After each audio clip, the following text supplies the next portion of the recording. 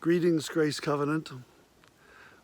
If we were doing takes and outtakes, you would see that this is about take 24 or 25 for a devotional time for this first Friday in March 2022. We are now officially in the season of Lent. We have just come through Transfiguration and Ash Wednesday, and the trajectory is taking us into this 40 days of wilderness time as we reflect in anticipation and preparation for Easter. The world is certainly has a Lenten feel about it, still battling issues around the pandemic, even though things seem to be getting somewhat better. We've moved back to an in-person option, and it was good to be gathered with people in worship this past Sunday. But also the terrible atrocities going on with the war in Ukraine and Putin and his army, the abuses of power, the killings, the attack of a nuclear plant, which thankfully is under control, has reason to give us all angst. Now, I started out early this morning with the intent of creating this devotion for you. And to have some moment of quiet up on the mountain. Lookout is a place I love to go and reflect and take deep breaths and get perspective. And it had been a while since I've been up on Lookout. And after the story of Jesus on the mountain Sunday, I was feeling called, and this seemed like a beautiful morning to do so. Ellie and I were the first car and only car to be parked at the trailhead this morning when we jumped out and made our way to the top of the mountain. We got there and took some deep breaths. I found a comfortable spot to set my phone, and we began to record a devotional thought to share with you, only to be interrupted by hiker after dog, after group of hikers, all who wanted to stay for their photographic moment on the rocks at the top of Lookout, linger for conversation. Ellie and I lingered for about an hour, hoping for space to create our thoughtful devotion for you, and it just wasn't in the cards. And so I had to begin wondering what that was about and what that was teaching me in the moment. And so we began to embark on side trails.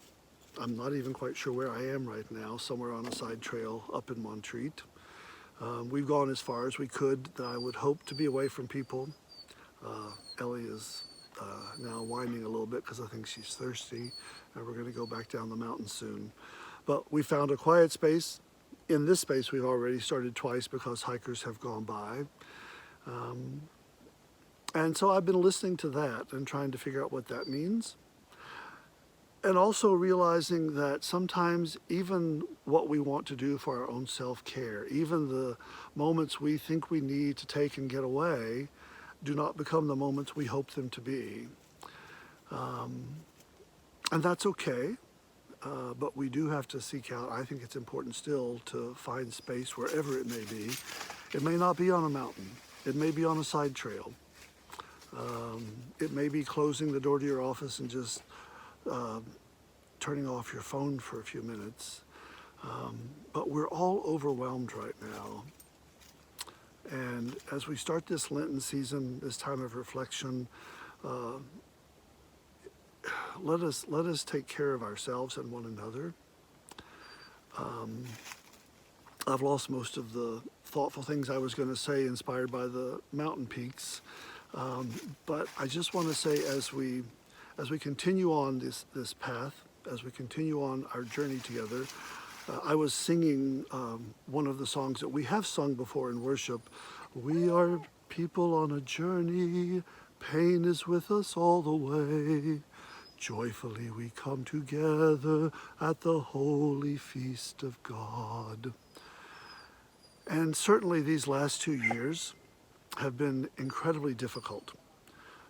Now with the war and the angst around the global issues and the economy, even more so, a reminder that we carry pain with us, but also a reminder as we begin Lent this year, we will be gathering at the table.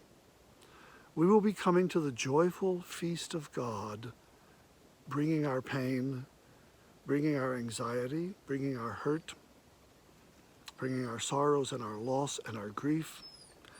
And we will be doing it with